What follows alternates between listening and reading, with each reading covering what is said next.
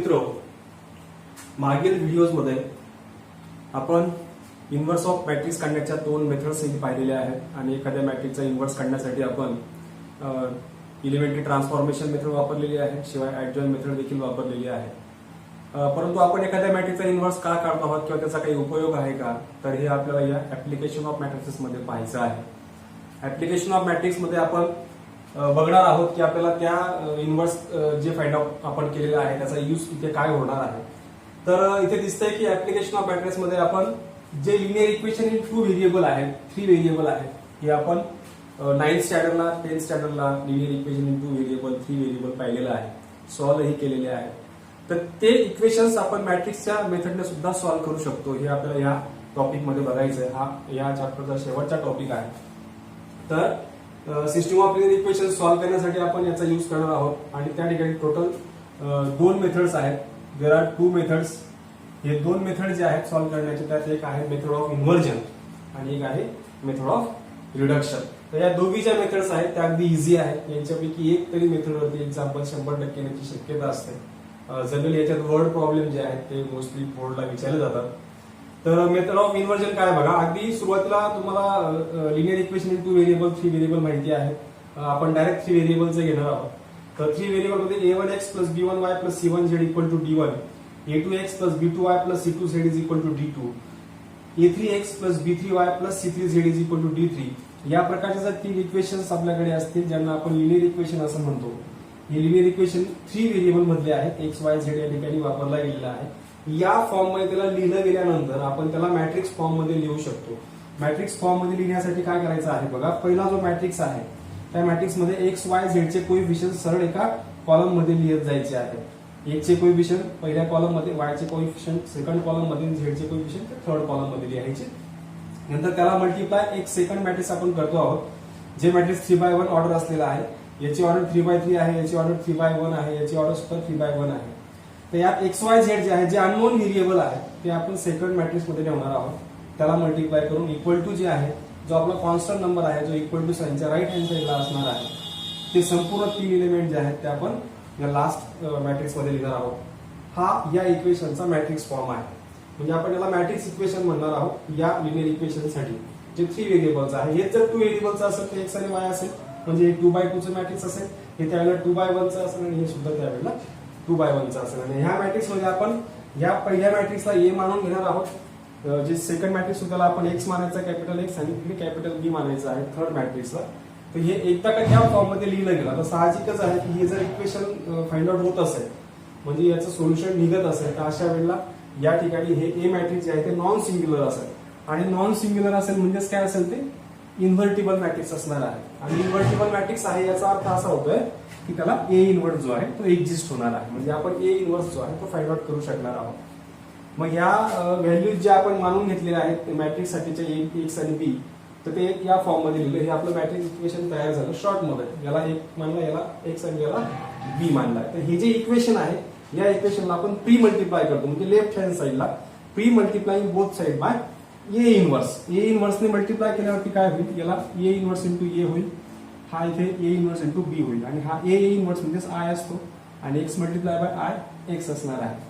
तर फायनली तुम्हाला या ठिकाणी ए इन्व्हर्स इंटू बी या प्रकारे मिळणार आहे. आपण ए इन्व्हर्स आपण कुठल्याही मेथडने फाइंड आउट करू शकणार आहोत. आपल्याला इथे ए इन्व्हर्स फाइंड करायचा आहे.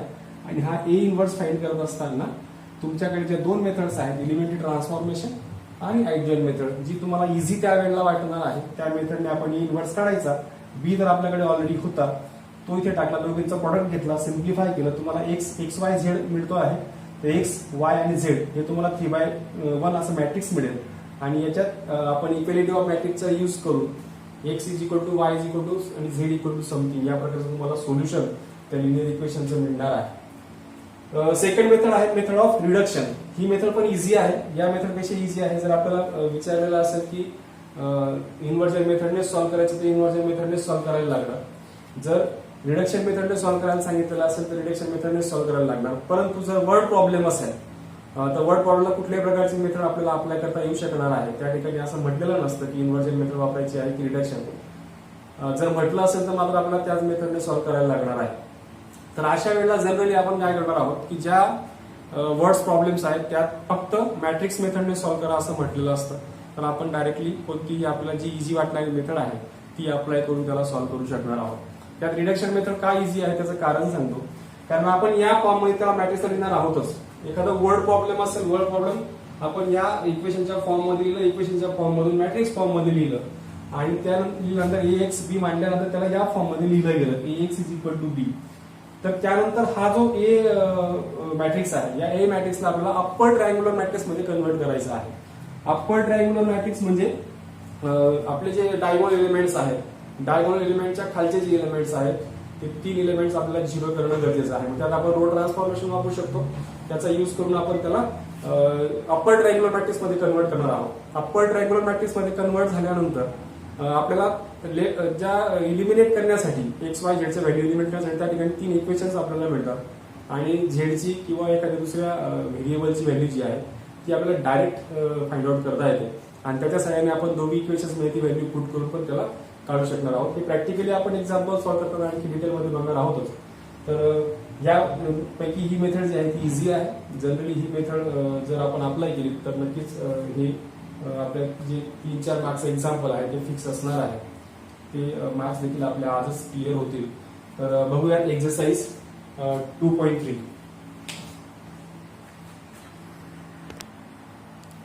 तर बघूयात पहिलं example. Solve the following equations by inversion method.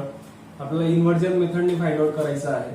Equation आपण एकाच इक्वेशनला दोघी मेथडने सॉल्व्ह करू शकणार आहोत. परंतु इथे इन्व्हर्जन मेथडने सॉल्व्ह करायचं असल्याने आपण त्याला इन्व्हर्जन मेथडने सॉल्व्ह करणार आहोत. तर दिलेले जे इक्वेशन्स आहेत, the given linear equations in matrix form, यांना नुसतं मॅट्रिक्स फॉर्म मध्ये जरी लिहिलं तरी सुद्धा आपल्याला 1 मार्क्स मिळून जातो. त्यामुळे तेवढं तुम्हाला लिहिता आलं पाहिजे. तर मॅट्रिक्स फॉर्म मध्ये लिहिताना x चा कोएफिशियंट इथे नाहीये म्हणजे 1 आपण लिहिणार आहोत. y चा कोएफिशियंट 2 आहे, त्याला एका रो मध्ये लिहिला. x चा कोएफिशियंट 2 आहे, y चा कोएफिशियंट 3 आहे. हे आपलं पहिलं मॅट्रिक्स असणार आहे. सेकंड मॅट्रिक्स मध्ये आपण अननोन व्हेरिएबल्स जे आहेत ते घेणार आहोत XY. आणि जे थर्ड मॅट्रिक्स आपण इक्वल टू म्हणून घेतो आहोत त्या मॅट्रिक्स मध्ये आपल्याला हे कॉन्स्टंट नंबर घ्यायचे आहे. काही वेळेला असं सिम्प्लिफाईड करून इक्वेशन दिलेलं नसलं तर त्याला या स्टँडर्ड फॉर्म मध्ये आणणं गरजेचं आहे. म्हणजे एक्स आणि वाय व्हेरिएबल लेफ्ट हँड साईडला असले पाहिजे इक्वल टू साईनच्या, आणि इक्वल टू साईनच्या राईट हँड साईडला जे आहे ते कॉन्स्टंट नंबर असले पाहिजे. एवढं मात्र त्यावेळेला लक्षात ठेवायचं. तेव्हाच आपण त्याला या फॉर्म मध्ये लिहायचं आहे. तर पुढे आपल्याला सॉल्व्ह करत असताना याला ए मानायचा, याला बी आणि याला एक्स आणि याला बी मानायचं आहे. तर मी याला डायरेक्टली आधीच ए हा x is equal to B या फॉर्म मध्ये लिहून घेतो. पुढे आपण पाहिलं की pre multiplying both side by A inverse, दोन्ही साइडला ए इनवर्सने मल्टिप्लाय केले असता हा A inverse into A is equal x is equal to A inverse into B असं लिहिता येणार आहे. हा I x is equal to होईल ए इनवर्स इंटू बी आणि एक्स इज इक्वल टू लिहिता येईल ए इनवर्स इंटू बी. या फॉर्म मध्ये लिहिलं गेलं की आपल्याला पुढे जाऊन या इक्वेशन मध्ये ए इनवर्स फाइंड आउट करायचा आहे. एक्स आपल्याकडे आहे, बी देखील आपल्याकडे आहे, परंतु आपल्याकडे ए इनवर्स नाही. तर ए इनवर्स आपण वेगळा फाइंड आउट करणार आहोत. जसं की आपल्याकडे आता ए दिलेला आहे, ए असणार आहे 1 2 2 3 आणि त्यात आपल्याला त्याचा डिटरमिनंट लागतो म्हणून डिटरमिनंट काढून घेऊ. कारण मी ऍडजॉइंट मेथडने सॉल्व्ह करतो आहे. तुम्हाला जी मेथड इझी वाटणार आहे, इलिमेंटरी रो ट्रान्सफॉर्मेशन वापरलं तरी हरकत नाही, कॉलम ट्रान्सफॉर्मेशन वापरलं तरी हरकत नाही. मी वापरतो आहे ऍडजॉइंट मेथड म्हणून डिटरमिनंट काढून घेतो. तर तो काढताना इथे 1 2 2 3 असं याला लिहिता येईल. तर क्रॉस केल्यावर 3 मायनस हा 4 होईल आणि इक्वल टू -1 हा डिटरमिनंट ऑफ ए असणार आहे. पुढे मला ए इनवर्स काढण्यासाठी मायनस आणि को फॅक्टरची गरज भासते. तर मी को फॅक्टर्स डायरेक्ट काढतो. तर को फॅक्टर्स काढत असताना आपल्याकडे फॉर्म्युला आहे, त्यानुसार A11 इज इक्वल टू -1 + 1 आणि M11 या ठिकाणी लिहिता येणार आहे. आता या ठिकाणी (2) होतोय म्हणजे -1चा स्क्वेअर तो पॉझिटिव्ह येतो आणि M11 म्हटल्यानंतर काय होईल, फर्स्ट रो फर्स्ट कॉलम. मागील व्हिडिओमध्ये आपण ऍडजॉइंट मेथड फाइंड आउट केलेले आहेत इनवर्स, तर तेच इथे मी अप्लाय करतो आहे म्हणून थोडंसं फास्ट घेईल. आपल्या सगळ्यांना आता माहिती असायला पाहिजे की आपण ऍडजॉइंट मेथडने इनवर्स कसे फाइंड आउट करतो. तर थोडं शॉर्टकट जर घेतलं तर ठीक होईल. तर हा फर्स्ट रो आणि हा फर्स्ट कॉलम आहे. फर्स्ट रो फर्स्ट कॉलम हा 3 या ठिकाणी एलिमेंट आहे, ते 3 येणार आहे. त्यानंतर A12 जर काढायचा असेल तर इथे -1:1 + 2 आणि M12 is equal to M12 काढत असताना फर्स्ट रो आणि सेकंड कॉलम घेतला आणि याची मायनस साईन या ठिकाणी येईल, तो -2 येणार आहे. -1 चा क्यूब आहे म्हणून मायनस साईन त्या ठिकाणी घेतली आहे. त्यानंतर सेकंड रो फर्स्ट कॉलम -1:2 + 1 इथे लिहिता येईल आणि हा M21 लिहिता येणार आहे. हा सेकंड रो, हा फर्स्ट कॉलम आणि हा 2 एलिमेंट आहे आणि ते क्यूब आहे म्हणून -2 इथे पण येईल. आणि लास्ट जो आहे सेकंड रो सेकंड कॉलम, या ठिकाणी सेकंड रो सेकंड कॉलम मध्ये -1:2 + 2 आणि ते M22 आणि M22 म्हणजेच काय असणार आहे, सेकंड रो सेकंड कॉलम आणि हा 1 एलिमेंट आणि -1:4 आहे म्हणजे पॉझिटिव्ह नंबर आहे. म्हणून या ठिकाणी आपल्याला जर ऍडजॉइंट लिहायचं असलं तर आपण हे पण पाहिलं होतं की ऍडजॉइंट लिहायचं असेल तर हे जे कोफॅक्टर मॅट्रिक्स आहे, first row first column first row second, याला कॉलमच्या साह्याने लिहून टाकायचा म्हणजे इथे येईल 3 -2 आणि -1 हा आपल्याला डायरेक्ट ऍडजॉइंट मिळतो. म्हणजे मी ट्रान्सपोज पण आधीच घेऊन टाकलाय. मॅट्रिक्स ऑफ कोफॅक्टरचा ट्रान्सपोज पण आपल्याला घ्यायला लागतो. त्यासाठी मागील व्हिडिओचा रेफरन्स घ्या, त्यात तुम्हाला ऍडजॉइंट करण्याचे मेथड दिलेले आहेत. त्यानंतर इथे आपल्याकडे फॉर्म्युला आहे ए इन्व्हर्स साठीचा, तो आहे A inverse is equal to 1 determinant of A आणि इथे असणार आहे ऍडजॉइंट ऑफ ए. तर ऍडजॉइंट ऑफ ए आपल्याकडे आहे, डिटरमिनंट आपण काढलेला आहे, तो आहे -1 आणि याला शॉर्ट पण मेथड सांगितलेली आहे की हा याचा फर्स्ट रो याचा फर्स्ट कॉलम घ्या. तुम्हाला ते सुद्धा इथे शॉर्ट मेथडने डिटरमिनंट काढता येतो. ऍडजॉइंट ऑफ ए आपला आहे 3 -2 3 -2 1 आणि इथे ही मायनस साईन मध्ये मल्टिप्लाय केलं तर इथे येईल +3, हा +2 होईल, हा 2 प्लस होईल आणि हा मायनस होईल. हा असणार आहे आपला ए इन्व्हर्स. पुढे आपल्याला ह्या व्हॅल्यूज ज्या आहेत त्या फर्स्ट मध्ये ठेवायला लागतील. तर इथे बघा ए जो आपला x आहे तो XY आहे आणि बी जो आहे तो 2 3 आहे आणि आपण ए इन्व्हर्स आता काढलं तर ते फर्स्ट मध्ये ठेवायचं आहे. इथे XY आणि इथे असणार आहे ए इन्व्हर्स हे मॅट्रिक्स जे आपण काढलं -3 2 2 -1. नंतर प्रॉडक्ट घ्यायचा आहे हा बी सोबत, तर आपलं बी मॅट्रिक्स आहे 2 3. तर या ठिकाणी यांचा दोघींचा प्रॉडक्ट जर आपण घेतला तर आपल्याला एक्स आणि वायच्या व्हॅल्यू डायरेक्ट मिळणार आहेत. तर प्रॉडक्ट घेताना आपण cross multiplication first row first column करून ते प्रॉडक्ट घेत असतो. इथे -3 इंटू हा +2 प्लस नंतर हा फर्स्ट रो फर्स्ट कॉलम मधला हा 2 × 3 हा आपला पहिला एलिमेंट असणार आहे. त्यानंतर 2 × 2 प्लस हा -1 × 3.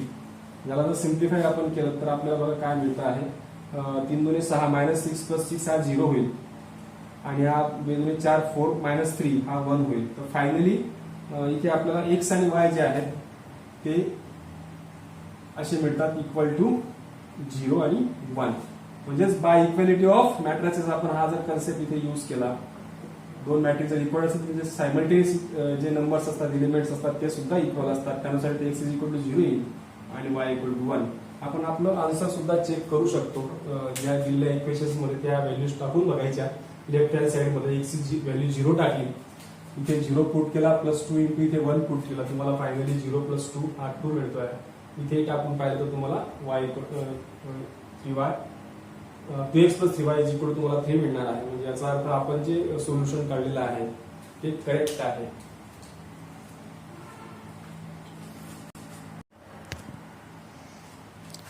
नेक्स्ट बघूया 3/3 चं मॅट्रिक्स असलेलं एक्झाम्पल. म्हणजे 3 व्हेरिएबल असलेले सायमल्टेनियस इक्वेशन दिलेले असतील अशा वेळेला आपल्याला सोल्युशन काढायचं आहे. या एक्सरसाइज 2.3 च्या पहिल्या एक्झाम्पल मध्ये 3/3 चं एक्झाम्पल नव्हतं. म्हणजे 3 व्हेरिएबलचे लिनियर इक्वेशन त्याच्यात नाहीत म्हणून आपण दुसरं एक्झाम्पल घेतो आहोत बाहेरचं. तर इथे 3 व्हेरिएबल दिसत आहेत म्हणजे याचा अर्थ 3/3 मॅट्रिक्स या ठिकाणी तयार होणार आहे. आधी the given linear equations in matrix form, त्यांना आपण आधी मॅट्रिक्स फॉर्म मध्ये लिहिणार आहोत. मॅट्रिक्स फॉर्म मध्ये लिहायचं असेल तर इथे पहिला रो जो आहे त्याच्यानुसार इथे 1, इथे x ची टर्म जी आहे ती ऍबसेंट आहे म्हणजेच त्या ठिकाणी x चा कोएफिशियंट हा जो आहे तो 0 आपण कन्सिडर करणार आहोत. इथे x चा कोएफिशियंट देखील 1 कन्सिडर केला जाईल. नंतर इथे y चा कोएफिशियंट प्रत्येक ठिकाणी 1 1 1 आहे आणि z सुद्धा 1 1 -1 इथे येईल.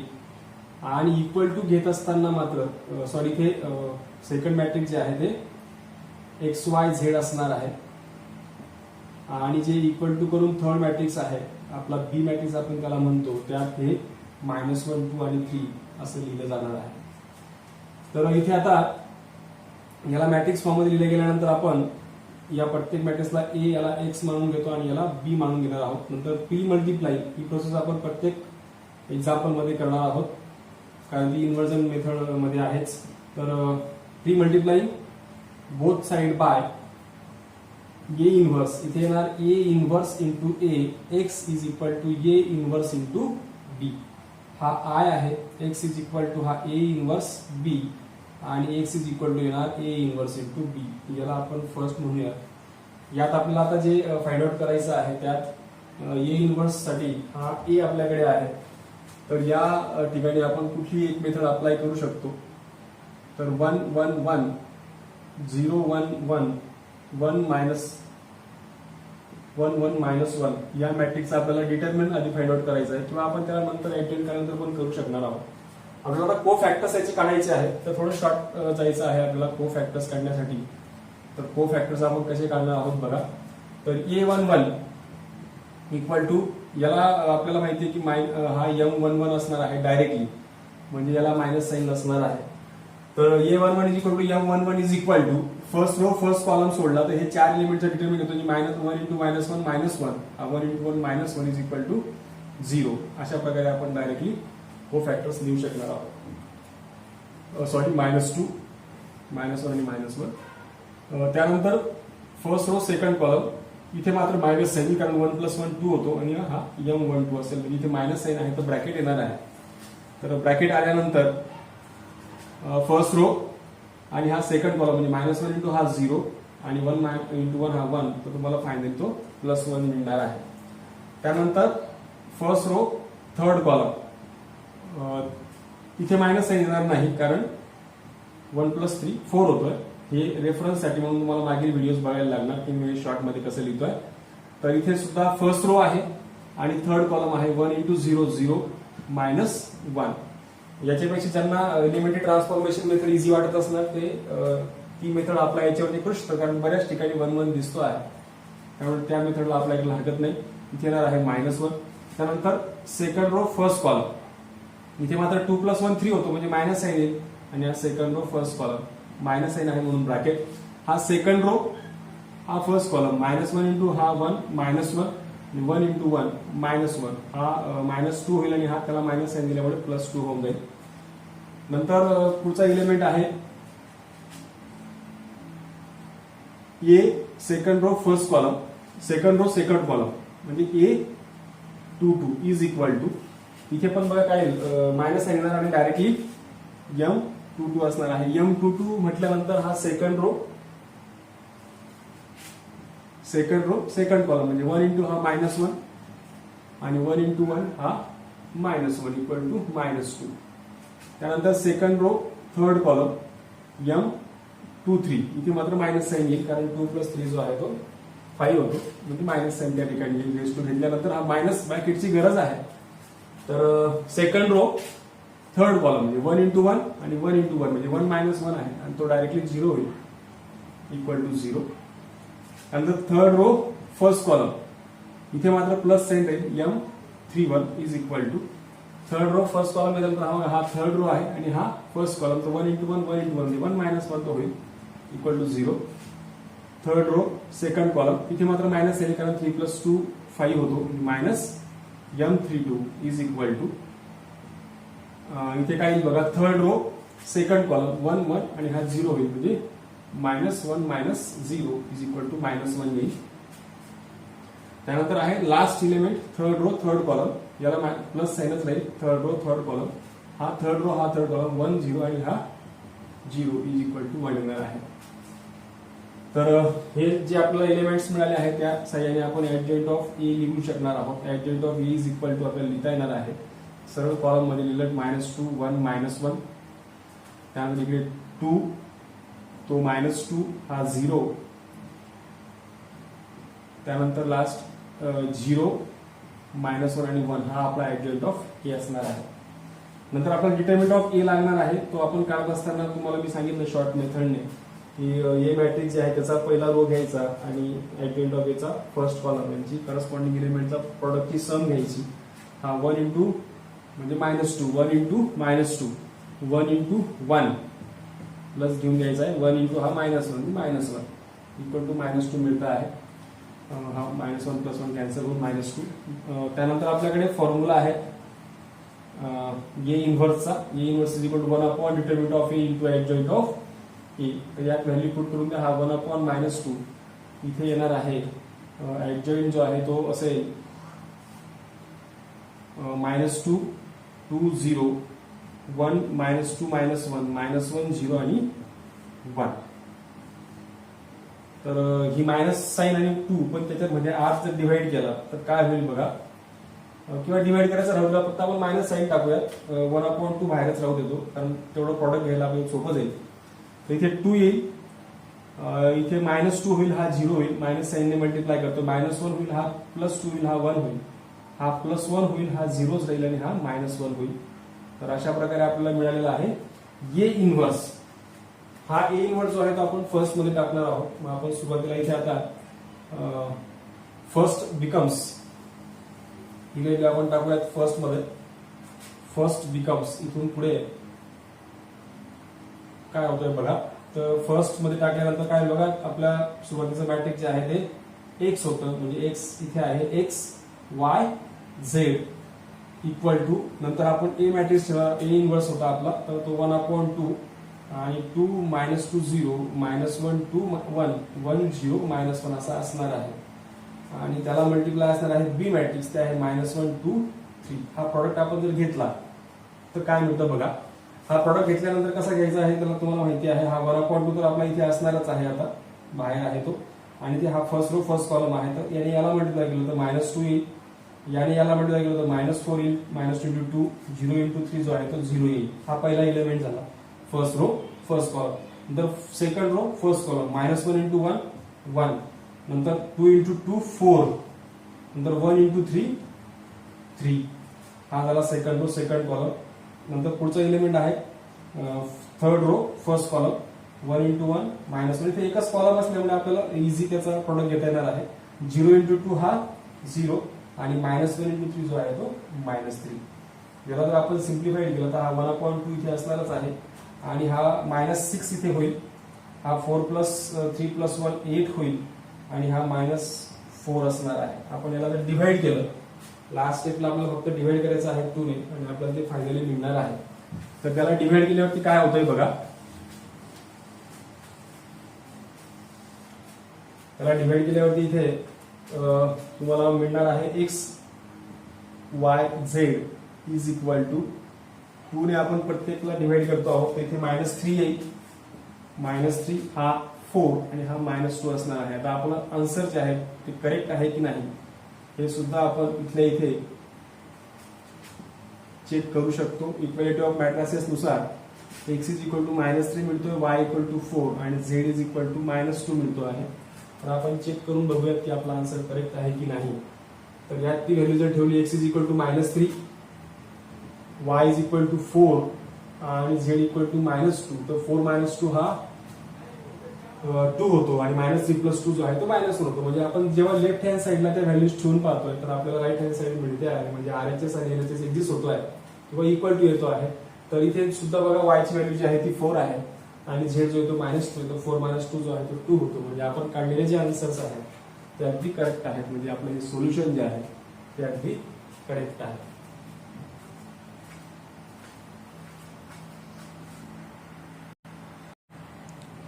नेक्स्ट एक्झाम्पल बघूया.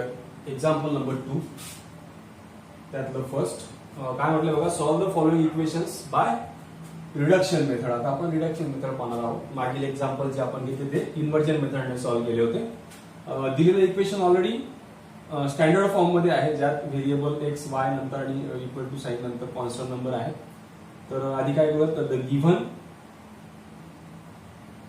इक्वेशन्स इन मॅट्रिक्स फॉर्म, त्यांना आपण आधी मॅट्रिक्स फॉर्म मध्ये लिहूया. इथे पहिलं मॅट्रिक्स 2 1 3 5, एक्स आणि वायचे कोएफिशिएंट सरळ सरळ लिहून टाकायचे आहेत. त्याला मल्टिप्लाय असणार आहे एक्स वाय, हे अननोन व्हेरिएबल असलेलं मॅट्रिक्स, आणि हे असणार आहे 5 -3 इक्वल टू साइन असलेलं बी मॅट्रिक्स. आपण रिडक्शन मेथड मध्ये आहोत म्हणून तुम्हाला इथे कुठेही प्रकारे एक्स आणि बी मानायची गरज नाहीये. अशा वेळेला फक्त आपलं एकच ध्येय आहे की काही करून या ठिकाणी 0 आणणे. ही व्हॅल्यू 0 करायची, कारण याला आपण अप्पर ट्रायंग्युलर मॅट्रिक्स मध्ये कन्व्हर्ट करण्याचा प्रयत्न करतो. तसं याला 0 करायला पाहिजे असं काही नाहीये. खरं सांगायला गेलं तर फक्त एका रो मध्ये एक कुठला तरी नंबर इलिमेंट जो आहे तो 0 करणं गरजेचं आहे थोडक्यात. पण एक स्पेसिफिक रूल असायला पाहिजे, म्हणून आपण त्या दृष्टीने म्हणतो आहोत की ते अप्पर ट्रायंग्युलर मॅट्रिक्स मध्ये कन्व्हर्ट करणे गरजेचं आहे. लोअर ट्रायंग्युलर मध्ये केलं तरी हरकत नाहीये, किंवा हा जरी 0 झाला तरी हरकत नाहीये. कुठलाही एक इलिमेंट 0 झाला तरी पण इथे चालणार आहे. तर आपण सुरुवातीला समजा आपल्या नेहमीच्या नियमावर जायचं असेल तर आपण याला 0 करण्याचा प्रयत्न करूयात. तर मला अप्लाय करत असताना ज्याला बदलायचा आहे तो हा इलिमेंट आहे, म्हणजे तो सेकंड रो मध्ये आहे, म्हणजे मी R2 चेंज करणार आहे. R2 चेंजेस टू, आणि याला 3 ने मल्टिप्लाय करतो, याला 2 ने मल्टिप्लाय करतो. तर काय होईल बघा, म्हणजे R2 चेंज येतो म्हणून मी R2 ला 2 ने मल्टिप्लाय करतो, कारण 3 × 2 6 होईल. आणि याला 3 ने मल्टिप्लाय करतो आणि ते मायनस करून टाकतो, म्हणजे बरोबर मल्टिप्लाय केल्यावरती आणि सबट्रॅक्ट केल्यावरती मला 0 मिळतो आहे. व्यवस्थित ऑब्झर्व केल्यावर कळतं ते एकमेकांना इंटरचेंजिंग केलेले नंबर्स फक्त मी अल्टरनेट त्यांना मल्टिप्लाय आणि सबट्रॅक्ट करून टाकले. इथे दोघी पॉझिटिव्ह आहेत म्हणून मायनस साईन दिली, एक निगेटिव्ह राहिला असता तर आपण ऑफकोर्स त्यावेळेला पॉझिटिव्ह साईन दिली असती. तर इथे ते अप्लाय केल्यावरती काय होईल बघा, आपला जे बदलणार नाही ते आधी लिहून घ्या. 2 1 बदलणार नाही, XY मध्ये काही फरक पडणार नाही, आणि ते 5 सुद्धा बदलणार नाही. राहिली गोष्ट आपण सेकंड रो कसा बदलतोय बघा, इथे 2 × R2 3 × 2 6 आणि 3 × R1 म्हणजे 3 × 2 6. यानुसार हा 6 - 6 0 होऊन जाईल. पुढे हा इलेव्हन बघा, इथे आपण ठेवतो आहोत 2. R2 त्यावेळेला आहे 5 -3, R1 त्यावेळेला आहे 1, म्हणजे 10 - 3 हा तुम्हाला 7 मिळणार आहे. 7. त्यानंतर हा 11 बघूया. तर या 11 मध्ये आता -3 आहे आपला R2, तर 2 × -3 त्याला मल्टिप्लाय केला, मायनस साईन 3 × R1 त्यावेळेला आहे 5. तर हा 3 × 2 -6 होईल, एक मायनस प्लस आहे, आणि 5 मल्टिप्लाय 3 15, आणि ते टोटल मिळणार आहे तुम्हाला -21. तर एकदा का हा 0 झाला, अप्पर ट्रायंग्युलर झाला की आपण लगेच दोघींचा प्रॉडक्ट घेऊन टाकायचा. प्रॉडक्ट आपण कसं घेतो, फर्स्ट रो फर्स्ट कॉलम, तर इथे 2x + y येईल, 2 × x 1 × y प्लस तसं 0 × x + 7 × y, दोघी मॅट्रिक्सचा प्रॉडक्ट घेतला आणि इक्वल टू जे आहे ते ॲज इट इज ठेवलं. तर बाय इक्वॅलिटी ऑफ मॅट्रायसेस याच्यानुसार आपण ते दोघी जे इलेमेंट दिसत आहेत 5 आणि -21 त्याच्याबद्दल इक्वेशन्स लिहू शकतो. त्यांचे करस्पॉन्डिंग इलेमेंट जे आहे ते इक्वल असणार आहे. तर इक्वल टू 5 आणि 7y इज इक्वल टू -21 असेल. तर याच्यावरून आपल्याला y जो आहे तो डायरेक्ट मिळतो आहे -21/7, y इक्वल टू -3. आणि ही व्हॅल्यू पुट करू शकतो आपण. Put this value in equation first. He value जर फर्स्ट मध्ये पुट केली तर 2 × x + y आहे -3 इक्वल टू येईल 5. तर 2x is equal to 5 plus हा 3 होईल, आणि x इक्वल टू 5 + 3 8. हा इकडे आता आपण झाला 2, x इज इक्वल टू 4. आपल्याला दोघी व्हॅल्यू मिळालेल्या आहेत, x इक्वल टू 4 आणि y इज इक्वल टू -3. ज्या व्हॅल्यू याच्यात ठेवून पहा, तर 4 × 2 याची व्हॅल्यू जर 4 ठेवली, 8 प्लस तो -3 आहे, 8 - 3 तुम्हाला बरोबर 5 मिळतो. म्हणजे आपला आन्सर जे आहे ते करेक्ट आहे.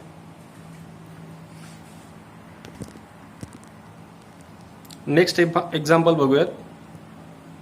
3 व्हेरिएबल असलेलं x - y + z is equal to 1, 2x - y is equal to 1, 3x + 3y -4z equal to 2.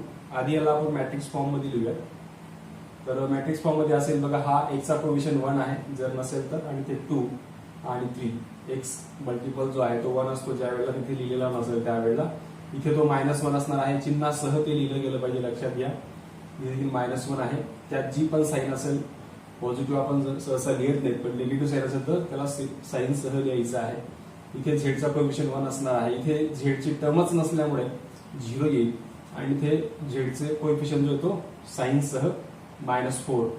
इथे x, y आणि z हा इक्वल टू 1 1 आणि 2 कॉन्स्टंट नंबर जे आहे ते लिहायचे आहे. एकदा का मॅट्रिक्स फॉर्म मध्ये लिहिलं गेलं की आपलं पुढचं ध्येय आहे याचा उपयोग करून या दोघींना 0 करणे.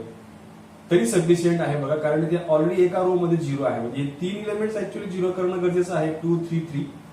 बट याला अप्पर ट्रायंग्युलर मॅट्रिक्स मध्ये कन्वर्ट करता करता जर समजा आपल्याकडनं हे 0 होऊन गेलं आणि हाही 0च राहिलं, तर आपण कुठलेही 2 एलिमेंट 0 तरी सफिशियंट आहे. म्हणजे थोडक्यात काय एक रूल जो आहे, जनरल रूल त्याचा असा आहे की एका रो मध्ये सगळे एलिमेंट्स राहिले चालतील, एकामध्ये एक एलिमेंट कमीत कमी 0 असला पाहिजे आणि एका रो मध्ये कमीत कमी 2 एलिमेंट जे आहेत ते 0 असले पाहिजे. या प्रकारे आपण ते करण्याचा प्रयत्न करतो, पण आपण जनरल म्हणून त्याला अप्पर ट्रायंग्युलर मॅट्रिक्स मध्ये कन्वर्ट करतो. तर याचा यूज करून मी दोघींना आधी 0 करण्याचा प्रयत्न करतो. तर बघूयात काय होतं ते. आपल्याला बदलायचं आहे R2 changes to R2 minus 2 into R1. मी याला 2 ने मल्टिप्लाय करणार आणि 2 मधून मायनस करणार, तर 0 होणार आहे.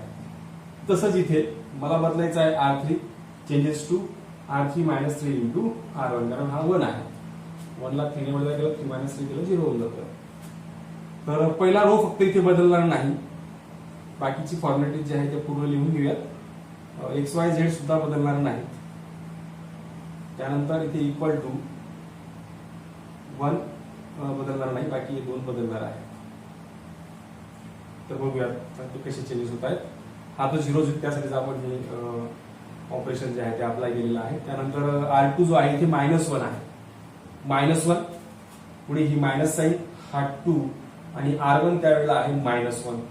हा प्लस झाला 2 प्लस आणि तो मायनस झाला, म्हणजे येणार आहे 1, कारण 2 मायनस आणि मायनस प्लस झाला आणि +2 -1 1 येईल. नंतर आहे R2 आहे 0, ही मायनस आहे, हा 2 ऍज इट इज आणि त्यावेळेला 1 हा R1 आहे. आता हा येईल -2, हा एलिमेंट -2 होणार आहे. त्यानंतर बघूयात नेक्स्ट. हा तर 0 होण्यासाठी आपण ते ऑपरेशन अप्लाय केलंय. नंतरचं बघा, तर इथे आहे R3 जो आहे तो 3 आहे, -3 आणि त्यावेळेला R1 आहे -1. हा मायनस मायनस प्लस झाला, म्हणजे दोघी मिळून ते 6 झालेला आहे. त्यानंतर पुढे आहे R3 -4, R3 -4 आहे, -3 इंटू हा त्यावेळेला R1 जो आहे तो 1 आहे, हा -7 इथे होईल, -4 आणि -3. तर अशा प्रकारे आपण हा लिहू शकतो. पुढे आता हे 2 एलिमेंट्स आणखी लिहायचे आहेत, तर हे लिहिताना सुद्धा सेम वेने जायचं आहे. तर इथे एलिमेंट्स जे आहेत, R2 जो आहे तो 1 आहे, इथे 1 ठेवला, -2 इंटू R1 त्यावेळेला 1च आहे, म्हणजे 1 -2 जो आहे तो -1 येणार आहे. त्यानंतर R3 बघा, आता हा 2 जो आहे तो R3 आहे, 2 -3 इंटू R1 त्यावेळेला 1 आहे, तर 2 -3 हा देखील -1च आहे. अशा प्रकारे आता फक्त याचा उपयोग करून याला 0 करणं गरजेचं आहे, म्हणजे अप्पर ट्रायंग्युलर मॅट्रिक्स मध्ये कन्वर्ट होईल. तर अप्लाय या ठिकाणी या 6 ला मला 0 करायचं आहे, म्हणजे मी R3 ला 0, R3 या रो मधला तो एलिमेंट आहे आणि R3 मायनस याला 6 ने मल्टिप्लाय केलं R2 ला, तर आपल्याला तो 0 मिळणार आहे. तर हे जे अप्लाय केलं त्याच्यावरती अप्लाय करूया. तर हे जे मॅट्रिक्स आहे त्याच्यातला पहिला रो जो आहे तो बदलणार नाही, तसा सेकंड रो जो आहे तो सुद्धा बदलणार नाही. थर्ड रो मात्र हा 0 होईल, कारण ऑफकोर्स R3 R2 दोघी 0 आहेत त्यावेळेला त्या रो मधले, आणि इथे 1 आणि 6 हे 0 करण्यासाठी आपण घेतलं होतं, म्हणून ते 0 होणारच आहे. बाकी राहिली याची गोष्ट, तर इथे -7 R3 आहे, -6 हा R2 त्यावेळेला जो आहे तो -2 आहे, 6 गुणे 12 तो पॉझिटिव्ह झाला, 12 - 7 जो आहे तो 5 येणार आहे. हा इथे XYZ ऍज इट इज. त्यानंतर इकडच्या एलिमेंट्स मध्ये चेंज होईल, त्यात देखील फर्स्ट रो मधला एलिमेंट आणि सेकंड रो मधला एलिमेंट चेंज होणार नाही, फक्त हा चेंज होईल. तो कसा चेंज होईल बघा. आता इथे R3 आहे -1, -6 इंटू त्यावेळेला R2 आहे -1 आणि हा मायनसचा प्रॉडक्ट प्लस झाला, हा 7 6 हा -1 त्याच्यात केल्यानंतर इथे येणार आहे फक्त 5, कारण हा मायनसचा प्रॉडक्ट प्लस झाला, +6 -1 -5 त्या ठिकाणी +5 त्या ठिकाणी झाला आहे. तर आपल्याला आता अप्पर ट्रायंग्युलर मॅट्रिक्स मिळालेला आहे, तर आपण डायरेक्ट प्रॉडक्ट घेऊ शकतो. प्रॉडक्ट घेताना फर्स्ट रो फर्स्ट कॉलम, याने याला मल्टिप्लाय केलं तर x, याने याला केलं तर -y, याने याला केलं तर +z, नंतर याने याला केलं तर 0x +y, 1y आपण 1 लिहत नाही सहसा कोएफिशिएंट म्हणून, आणि ते -2z, नंतर इथे 0x +0y, नंतर हा +5z आणि इक्वल टू येईल 1 -1 5 हे ऍज इट इज. पुढे बाय इक्वॅलिटी ऑफ मॅट्रायसेस हे लिहिलं नाही तरी चालणार आहे, आपण डायरेक्ट लिहू शकतो x minus y plus z is equal to 1. Say this equation first. नंतर इथे हा 0x आहे ते लिहायची गरज नाही, तर y minus 2z equal to -1 say this second. आणि डायरेक्टली हा 5z इज इक्वल टू मिळणार आहे 5, तर z इज इक्वल टू मिळतो आहे 1. 5/5 केल्यानंतर एकदा का ही व्हॅल्यू मिळाली, ही टाकायची आहे इक्वेशन नंबर सेकंड मध्ये. Put this value in equation second. जर सेकंड मध्ये टाकली तर काय होईल बघा, याच्यात टाकतो आहोत आपण, तर y मायनस 2 इंटू हा 1 इथे टाकला इक्वल टू -1 आहे. याला त्या साईडला पाठवा तर y is equal to -1 plus 2 होणार. तर इथे आपल्याला y मिळतो आहे y इज इक्वल टू 2 -1 केल्यावरती 1. आता परत या दोघी व्हॅल्यूज आपण काढल्या, पुट दीज व्हॅल्यूज. आपण दोन व्हॅल्यूज काढलेल्या आहेत, व्हॅल्यूज इन इक्वेशन फर्स्ट. या दोघी व्हॅल्यू आपण इक्वेशन फर्स्ट मध्ये पुट करूयात. याच्यात आपण z आणि y काढला, तर इथे x मायनस y निघालेला आहे 1, इथे ठेवला 1, प्लस z देखील आपल्याकडे आहे प्लस 1 इक्वल टू 1. इथे 1 आहे, हे कॅन्सल झाले, तुम्हाला एक सुद्धा 1 मिळतो आहे.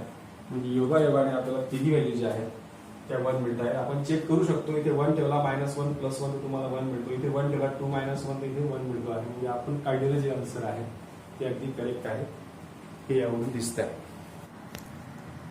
नेक्स्ट एक्झाम्पल बघूया. Example number 3. हे वर्ड प्रॉब्लेम आहे. असेच एक्झाम्पल्स आपण 11वीला डिटरमिनंट चॅप्टर मध्ये देखील पाहिलेले आहेत, परंतु आपण इथे युझिंग मॅट्रायसेस असं म्हटलेलं आहे, म्हणजे मॅट्रिक्सच्या मेथडने आपल्याला त्यांना सॉल्व्ह करायचं आहे. काय म्हटलं बघा, the cost of 4 pencils 3 pens and 2 erasers is ₹60. म्हणजे या तिघीही आयटमची मिळून किंमत जी आहे ती 60 आहे. त्यात त्यांची क्वांटिटी पण बदलते आहे, 4 पेन्सिल्स 3 पेन्स आणि 2 erasers. The cost of 2 pencils 4 pens and 6 erasers असे मिळून टोटल ₹90 आहेत. whereas the cost of 6 pencils, 2 pens and 3 erasers is ₹70 आहे. म्हणजे अशा प्रकारे टोटल 3 इक्वेशन्स या ठिकाणी तयार होतील. तर आपण ते 3 इक्वेशन्स तयार करूयात. 3 इक्वेशन्स तयार करण्यासाठी आपल्याला त्या कंडिशनचा यूज करायचा आहे. तर बघूयात इथे आता let the cost of 1 pencil be ₹X, 1 pen B ₹Y and 1 eraser B ₹Z. आपण प्रत्येक आयटम साठी XYZ असं मानून घेतलेलं आहे. एवढे रुपयांचा तो आहे असं आपण मानलेला आहे. तेच आपल्याला फाइंड करायचं आहे लास्टला. तर त्याच्याबद्दल आपण मांडण्याचा प्रयत्न करतो. जी कॉस्ट काढायची आहे ईच आयटम म्हणजे तिघे आयटम साठीचे आपण ते मानलेलं आहे. हे झाल्यानंतर फ्रॉम फर्स्ट कंडिशन, जे फर्स्ट स्टेटमेंट दिसत आहे, फर्स्ट कंडिशन त्याच्यावरून लिहिली जाणार आहे. तर इथे म्हटलं 4 पेन्सिल्स म्हणजे 4x. पेन्सिलसाठी आपण ₹X मानले, तर एका पेन्सिलची किंमत जर ₹X आहे तर 4 पेन्सिलची 4x असणार. त्यानंतर 3 पेन्स म्हणजे 3y. त्यानंतर आहे 2 इरेजर्स म्हणजेच 2Z. अशा प्रकारे या तिघींचे मिळून टोटल होते आहे कॉस्ट ₹60 म्हणून ते आपण 60 लिहिणार आहोत. ही झाली फर्स्ट कंडिशन. पुढे आहे second condition. From second condition म्हणजेच सेकंड स्टेटमेंट जे दिलेलं आहे त्यावरून ते आपल्याला लिहिता येणार आहे. सेकंड कंडिशन काय, द कॉस्ट ऑफ 2 पेन्सिल्स म्हणजे 2x, 4 पेन्स म्हणजे 4y आणि 6 इरेजर्स म्हणजे 6Z. म्हणजे मग या ठिकाणी टोटल त्यांची दिलेली आहे, म्हणजे आपण ऍडिशन करणार आहोत आणि ती आहे कॉस्ट ₹90. तसंच फ्रॉम थर्ड कंडिशन, तिसरी जी कंडिशन आहे ते थर्ड स्टेटमेंट आहे. whereas the cost of 6 pencils म्हणजे 6x प्लस 2 पेन्स म्हणजे 2y प्लस 3 इरेजर्स म्हणजे 3Z. टोटल कॉस्ट आहे ₹70. तर हे आपल्याकडे 3 इक्वेशन्स तयार झालेले आहेत आणि ते स्टँडर्ड फॉर्म मध्ये आहेत सगळे, त्यामुळे त्यांना स्टँडर्ड फॉर्म मध्येच असल्यामुळे आपण डायरेक्ट मॅट्रिक्स फॉर्म लिहू शकतो. काही एक्झाम्पल्स मध्ये स्टँडर्ड फॉर्म मध्ये येणार नाही, तर अशा वेळेला त्याला स्टँडर्ड फॉर्म मध्ये करून घेणं गरजेचं आहे. फर्स्ट टर्म एक्स नंतर ती टर्म वाय नंतर झेड आणि नंतर कॉन्स्टंट नंबर जो राईट हँड साईडला असला पाहिजे. या स्वरूपात स्टँडर्ड फॉर्म असेल तर आपण directly the equations in matrix form, तर दिलेले इक्वेशन जे आहे ते आपण मॅट्रिक्स फॉर्म मध्ये लिहिणार आहोत. तर मॅट्रिक्स फॉर्म त्यांचा असा येईल बघा. सुरुवातीला हा 4, 2 आणि 6 हे एकाच याच्यामध्ये आहे. त्यानुसार आणि ते बघा 2 चा भाग पण जातो, याला डिवाइड करता येणार आहे. म्हणजे आपण सिम्प्लिफाय करण्याचा प्रयत्न करायचा जर शक्य असेल तर दिसतंय की इथे बाकीच्या ठिकाणी नाहीये, परंतु इथे प्रत्येक टर्म मध्ये 2 ने डिवाइड केले असतं हे सिम्प्लिफाय होणार आहे. त्याला सिम्प्लिफाय करून घेऊयात. इथे येईल एक्स, जर मी 2 ने डिवाइड केलं इथे येईल प्लस 2y, इथे येणार आहे 3z आणि इथे येईल 45. म्हणजे आपण हे इक्वेशन कन्सिडर करणार आहोत. आपण प्रत्येक एलिमेंटला डिवाइड केल्यावरती तिथे हाफ होणार आहे प्रत्येकाचा, त्यामुळे इथे 4 हा इथे येईल 3, हा येईल 2, इथे येणार आहे हा, याच्या ऐवजी मी हे इक्वेशन्स कन्सिडर करतोय. इथे येईल 1, 2 आणि 3. एक्स वाय झेड चे कोएफिशियंट त्या ठिकाणी 1, 2, 3 आहे. इथे 6, 2 आणि 3 येणार आहे. 6, 2, 3. नंतर इथे एक्स वाय झेड, नंतर येईल इक्वल टू इथे हा 60, हा 45 आणि इथे येणार आहे 70. तर अशा प्रकारे हा मॅट्रिक्स फॉर्म झाला. बाकी आपण परत मागच्या मेथडनेच त्याला रिडक्शन मेथडने सॉल्व्ह करणार आहोत. पुढे आपण बघूयात त्याला जनरली इथे 1 नाहीये तर 1 आणून घेऊयात, म्हणजे सोपं जातं. तर अप्लाय करताना हा रो आणि कॉलम, रो फर्स्ट आणि सेकंड हे इंटरचेंज करूयात. तर R1 interchanging to R2, interchange केल्यावरती काय होईल बघा. इथे 1, 2, 3, 4, 3, 2, 6, 2, 3 आणि इथे ना x y Z, x y Z as it is. हा चेंज केल्यामुळे हा चेंज केल्यामुळे याच्यामध्ये काही फरक पडत नाही. हा कुठल्याही एकाच मॅट्रिक्स वरती फरक पडणार आहे. हा ऍज इट इज असेल. आणि इथे इंटरचेंज केल्यावर तिथे येईल 45, 60 आणि 70. लक्षात घ्या फक्त आपण हे 2 इंच्यावरतीच तो चेंज करतो. हा फिक्स असणार आहे, याच्यामध्ये कुठल्याही प्रकारचा चेंज होणार नाही. तर पुढे याचा युज करून आपण दोघींना 0 करू शकतो आहोत. तर अप्लाय R2 चेंज करायचा आहे, म्हणजे 4 चेंजेस टू R2 आणि त्याला 4 ने मल्टिप्लाय केलं R1 ला, तर तो सबस्ट्रॅक्ट केल्यावरती डायरेक्ट 0 होईल. तसंच इथे देखील R3 changes to R3 minus 6 into R1 या ठिकाणी येणार आहे. बाकी पुढे आपण जे काही ऑपरेशन अप्लाय केलेलं आहे, ट्रान्सफॉर्मेशन त्याच्यावरती अप्लाय करायला हरकत नाही. इथे हा 1, 2, 3 फर्स्ट रो जो आहे तो बदलणार नाहीये. बाकी हा 0 होण्यासाठीच आपण ते केलेला आहे. पुढे बघूयात हा 3 आहे, मायनस 4 इंटू त्यावेळेला R1 2 आहे, 3 मायनस 8 तो मायनस 5 होणार आहे. त्यानंतर हा R2 आहे 2 मायनस हा 4 इंटू त्यावेळेला R1 आहे 3, जे 2 मायनस 12, 2 मायनस 12 इथे येणार आहे मायनस 10. त्यानंतर बघूयात R3 म्हणजे थर्ड रो. R3 इथे 6 आहे, 6 मायनस 6 हा 0 होईल.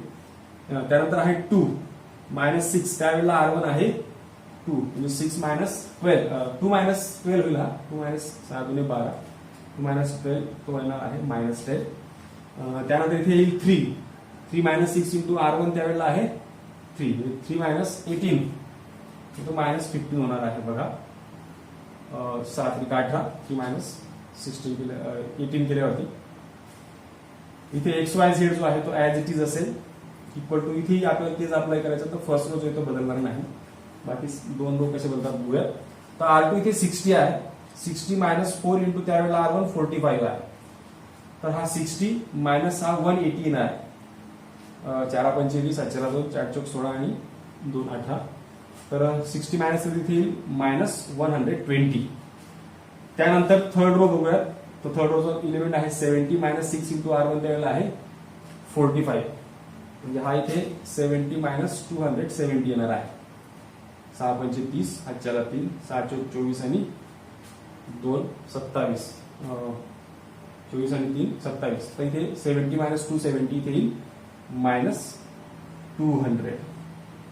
आता हे याच्यात फक्त एकच एलिमेंट आपल्याला 0 करणं गरजेचं आहे. तर याला आपण करू शकतो. जर याला समजा आपण 5 एलिमेंटला गेलं आणि ऍडिशन केली, सबस्ट्रॅक्शन केली तरी पण होऊ शकतं. किंवा अजून स्टेप एक वाढवायची असेल, म्हणजे अजून सिम्प्लिफाय व्यवस्थित करायचं असेल तर आपण याला मायनस 5 ने डिवाइड करून टाकूयात. म्हणजे R2 changes to R2 upon -5, त्याला -5 ने डिवाइड केलं तर काय होईल बघा. इथे फर्स्ट रो तो बदलणार नाही, 1 2 3 ऍज इट इज असेल. 0 अपॉन -5, 0 हा 1 येईल, -5 डिवाइड केलं तर 2 येईल. हा 0 -10 आणि -15 ऍज इट इज असेल. आणि हा इथे XY Z. आपण दोन गोष्टी एक साथ करूयात बघा, अजून ते इक्वेशन सिम्प्लिफाय होईल. यालाही आपण डिवाइड करून टाकूयात. याला आपण जर समजा 5 ने डिवाइड केलं, R3 चेंजेस टू, म्हणजे अजून सोपं त्याला करता येईल, इक्वेशन आपल्याला दिसायला पण सोपं दिसेल. यासाठी म्हणून फक्त मी -5 ने डिवाइड करतोय. तर इथे येणार आहे -5 ने डिवाइड केलं 2 आणि इथे येईल 3. म्हणजे अजून ते इझी झालं, बघायला इझी झालं आणि सोडवताना सुद्धा ते इझी होईल. त्यानंतर इकडे तो चेंज आपल्याला इकडे पण करायला लागणार. तर इथे 45 चेंज होणार नाही. याला आपण 5 ने डिवाइड करतोय, तर 5 दुने 10, मायनस ने डिवाइड करतो म्हणून तो पॉझिटिव्ह होऊन जाईल. 5 दुने 10 आणि 5 चोक 20 म्हणजे तो 24 येईल. तसं इथे 5 ने याला डिवाइड करते, हा 5 चोक 20 आणि हा 0, इथे 40 येणार आहे.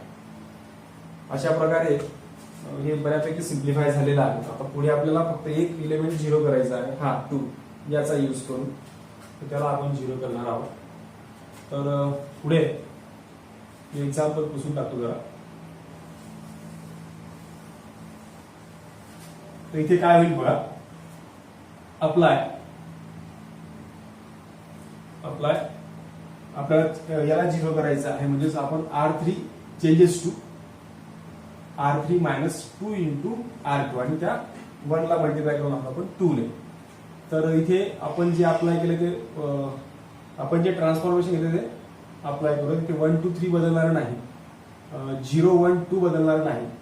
हा 0च आहे कारण R3 आणि R2 दोघी 0 आहेत. आता हा 0 होण्यासाठी आपण जी कंडिशन अप्लाय केलेली आहे. आणि पुढे हा 3 जो आहे त्याच्यामध्ये काय चेंज होईल बघा.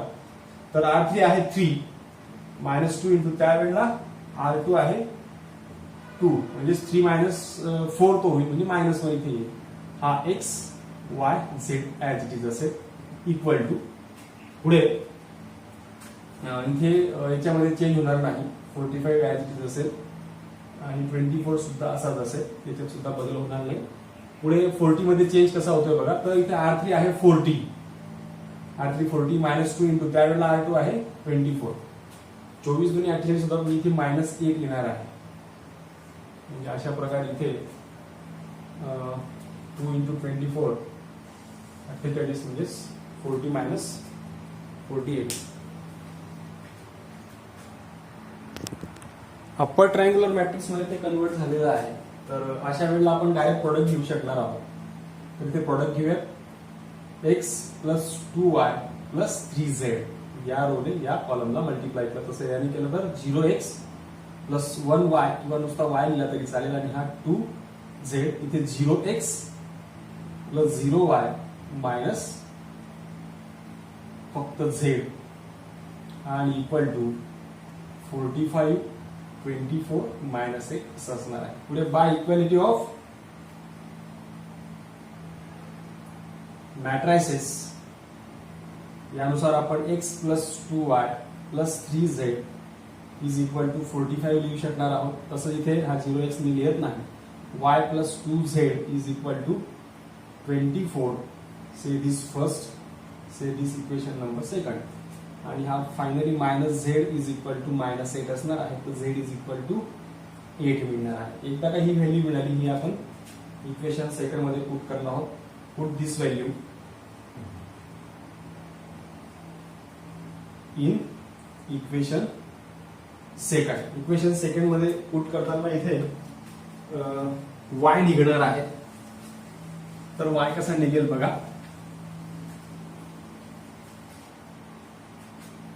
y + 2 इंटू z आपण पुट केला आहे 8, तर इक्वल टू येणार आहे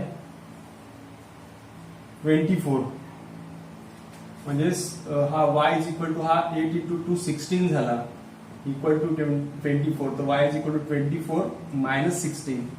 y इक्वल टू हा 8, y देखील 8 मिळालेला आहे.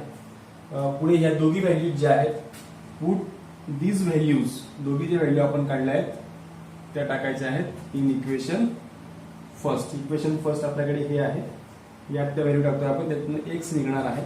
X into 2 into 8 plus 3 into 8 equal to 45. हा एक्स प्लस 8 इंटू 2 16 प्लस हा 24 इक्वल टू 45.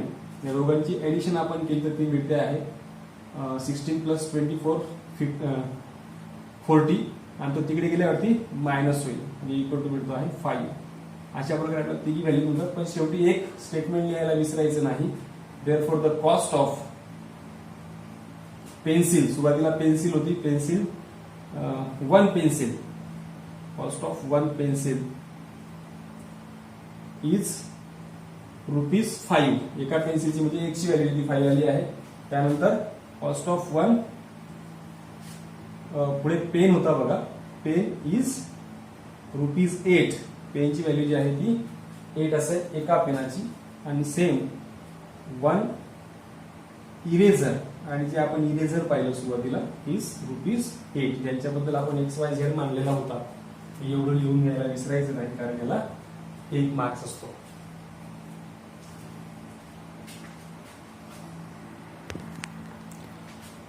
नेक्स्ट आणि लास्ट एक्झाम्पल पाहूया. Example number 5. The total cost of 3 TV sets and 2 VCRs is ₹35,000. The shopkeeper wants profit of 1,000 per television and ₹500 per VCR. He can sell 2 TV sets and 1 VCR and get the total revenue as ₹21,500. Find the cost price. Cost price पण काढायची आहे. And the selling price of a TV, म्हणजे एका टीव्हीची आणि एका VCRची. आपल्याला cost आणि selling price दोन्ही काढायची आहे. क्वेश्चनचा पूर्ण मिनिंग आधी समजून घेऊया. तत्पूर्वी लेट द कॉस्ट प्राइस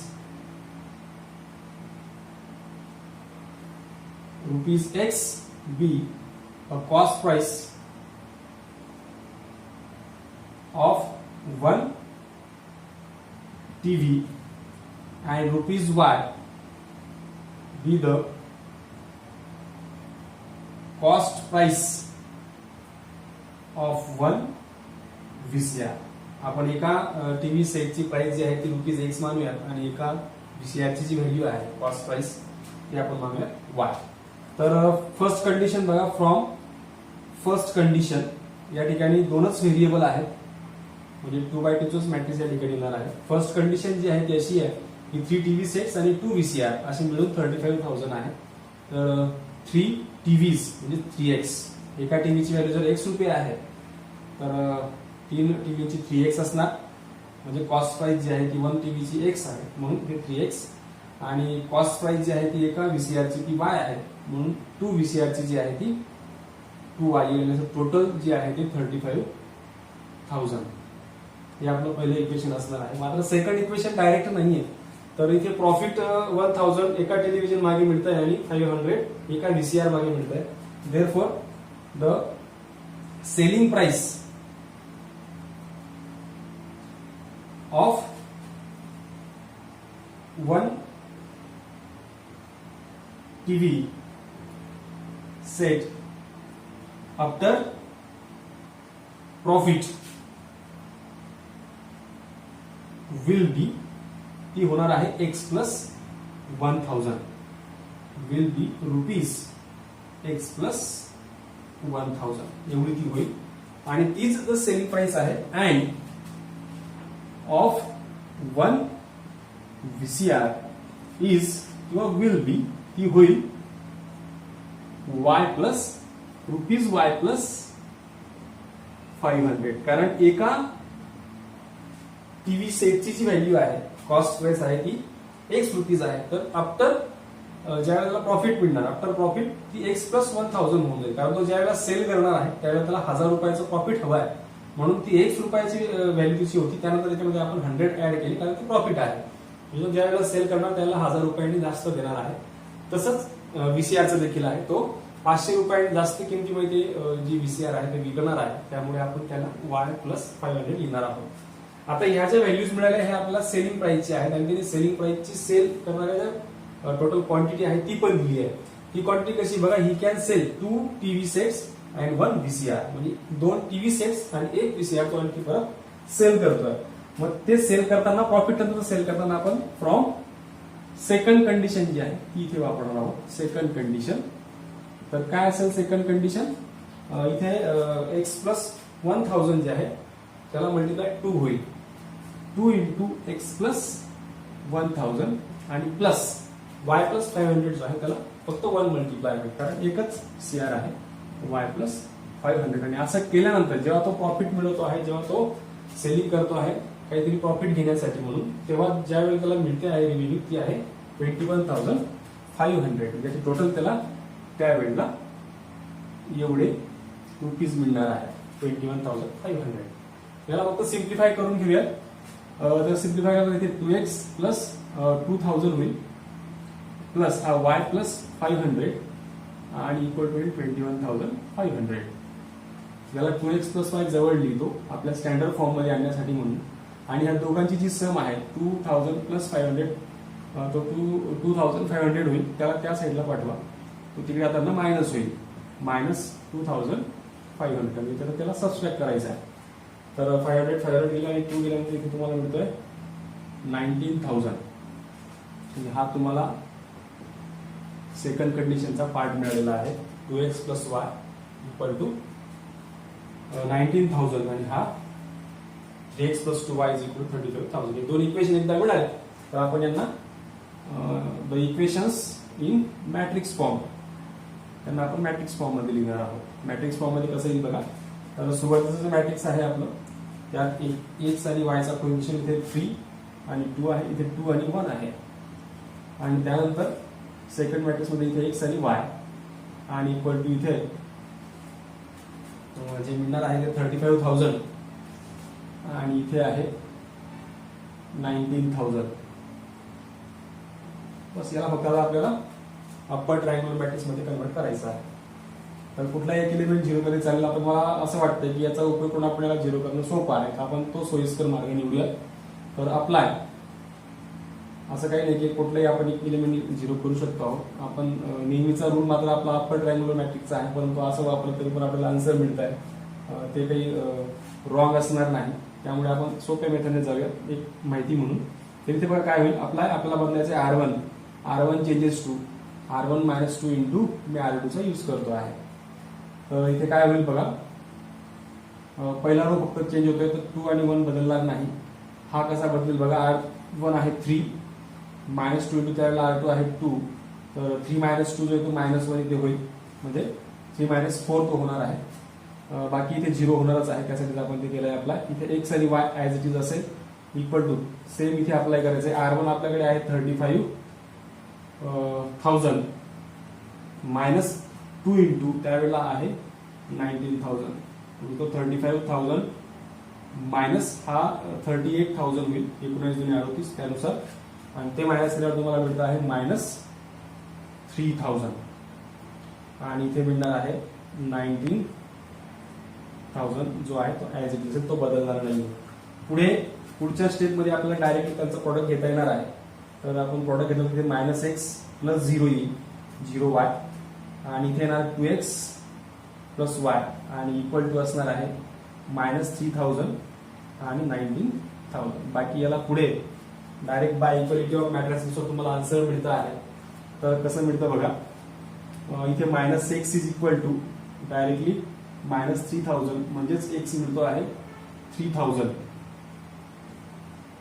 आणि इथे पुढे 2x प्लस y जे आहे ते इक्वल टू आहे 19,000. आपण ही जर व्हॅल्यू त्यात पुट केली तर 2 into 3,000 plus y equal to 19,000. याला त्या साईडला पाठवा, 3 2 6 होता, त्याच्यातनं 6 गेले, तर 19,000 मायनस 6,000 केल्यानंतर इथे तुम्हाला मिळत आहे 15,000. 15,000 हे तुम्हाला वायची व्हॅल्यू मिळते आहे. एकदा का एक्स आणि वाय मिळाला तर त्यांच्या शब्दामध्ये याचा आन्सर लिहायचा आहे. ते कसं लिहायचं बघा, तर ऑफकोर्स आपल्याला या ठिकाणी त्यांनी जे विचारलेलं आहे त्या व्हॅल्यूज त्या ठिकाणी टाकायच्या आहेत. फक्त आपल्याला त्यांनी सेलिंग प्राइस आणि कॉस्ट प्राइस विचारलेली आहे, तर आपण ते शेवटी आन्सर मध्ये लिहिणं गरजेचं आहे, कारण त्याला 1 मार्क्स असतो. तर therefore the cost price of a TV set, एका टीव्ही सेटची जी कॉस्ट प्राइस आहे इज ₹3,000 कारण याची व्हॅल्यू जी आहे ती आपली 3000 निघालेली आहे. And the selling price of a TV set is काय असेल, आपण एकची व्हॅल्यू जी आहे ती 3000 आलेली आहे आणि ₹1000 त्याला जे आहे ते प्रॉफिट मिळतं आहे, म्हणजेच ₹3000 प्लस 1000 इज इक्वल टू ₹4000 हे त्या ठिकाणी प्रॉफिट मिळाल्यानंतर त्याची व्हॅल्यू असणार आहे, सेलिंग प्राइस त्याची असणार आहे. त्यानंतर the cost of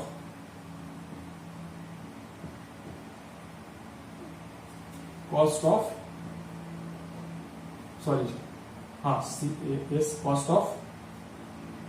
price of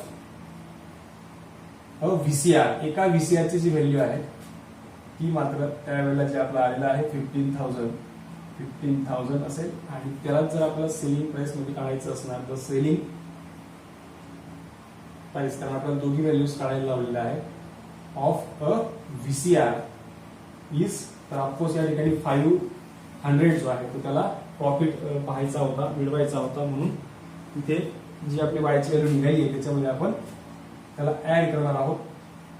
15,000 plus 500 is equal to 16,000 एवढी त्याला टोटल सेलिंग प्राइस मध्ये व्हीसीआर जो आहे तो सेल करता येणार आहे. अशा प्रकारे हे या एक्झाम्पल सोबतच हे चॅप्टर देखील या ठिकाणी संपलेलं आहे. पुन्हा भेटूया एक नवीन चॅप्टरसह एक नवीन व्हिडिओमध्ये.